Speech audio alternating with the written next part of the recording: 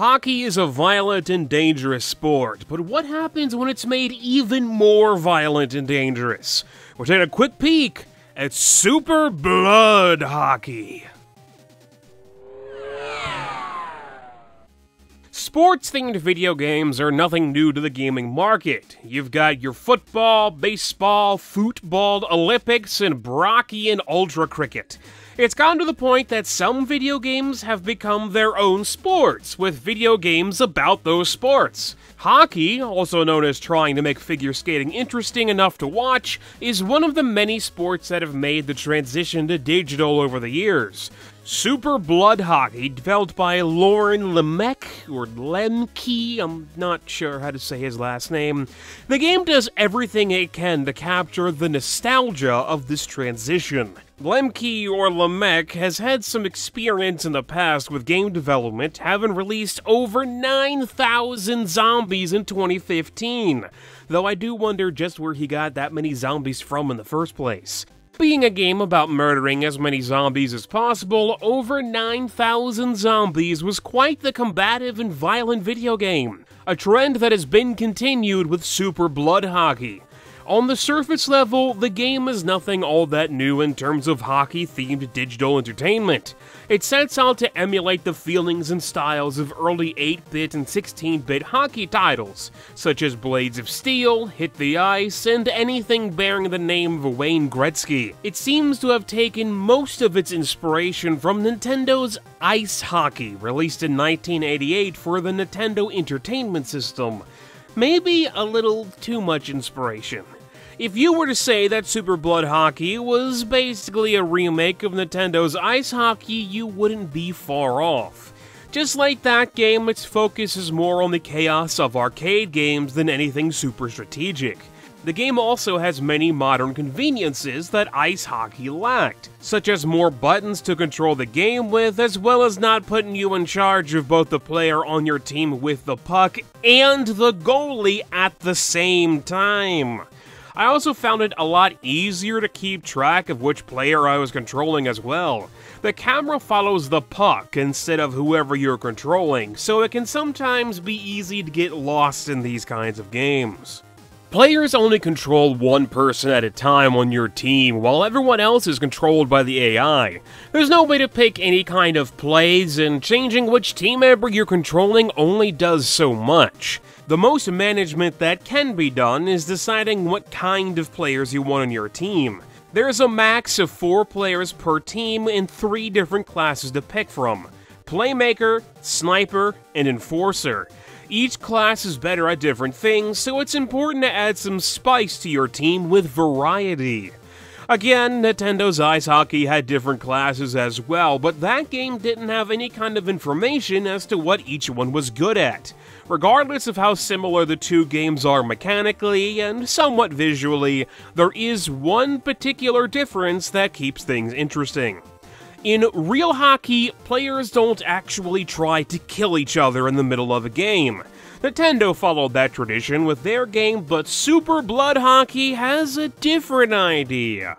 Instead of having fights lead to whoever started the fight going to the penalty box and leaving that team without a player, let's instead have fights be more impactful, and leave one member of whichever team got their butt kicked convulsing in a pool of their own blood on the rink floor. This focus on fighting makes attacking members of the other team not only more acceptable, but a lot more meaningful. This can lead into a little bit of strategy as well while building your team, making sure you have some guys who are good at fighting thrown in with those who can actually play hockey. Super Blood Hockey is simple, but it's also a good bit of fun. Mostly. The game does have one glaring issue, and that's how it handles its difficulty. The game has multiple difficulties players can choose from at the start of a match or tournament, anything from easy to pro. Regardless of difficulty, however, I had a heck of a time trying to score goals consistently in this game. Since you can only control one player at a time, I had to rely on the AI of my teammates for positioning as well as blocking the goal, and it's rather inconsistent. Unless you've unlocked the cheat for it, there's no way to control the goalie manually at all, and there's no way to pick who you want to pass the puck to from what I've found. It seems to be somewhat random as to where the thing goes. Not being able to reliably pass the puck makes getting to the other side of the rink way harder than it needs to be, let alone trying to get it past the goalie.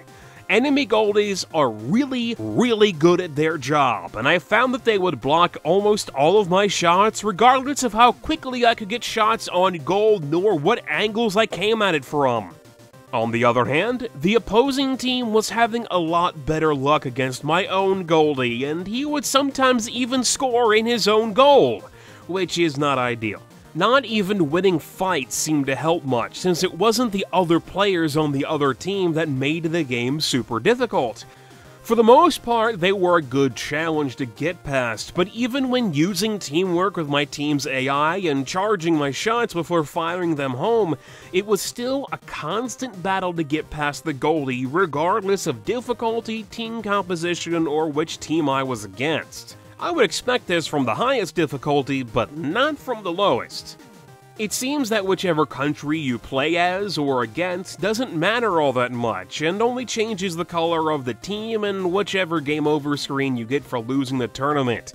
And some of these screens are rather gruesome as well.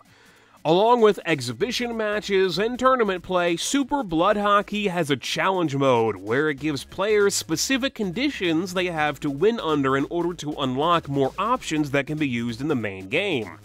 These challenges can get pretty ridiculous, like the one where it's 12v12 with 24 players on the ice at one time.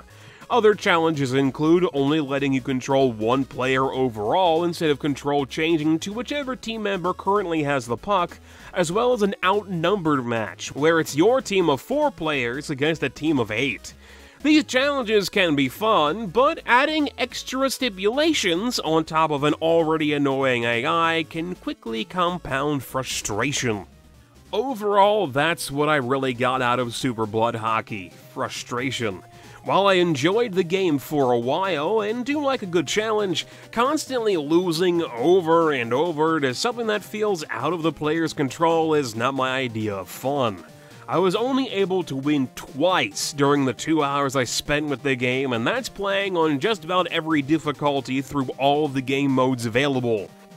The game is available on Steam for $7.99 US, and for what it does a good job trying to be what it is, a modern take on old hockey video games. Even without the nostalgia for those titles, I still had an enjoyable time with the game, even if it was only for a few minutes here and there.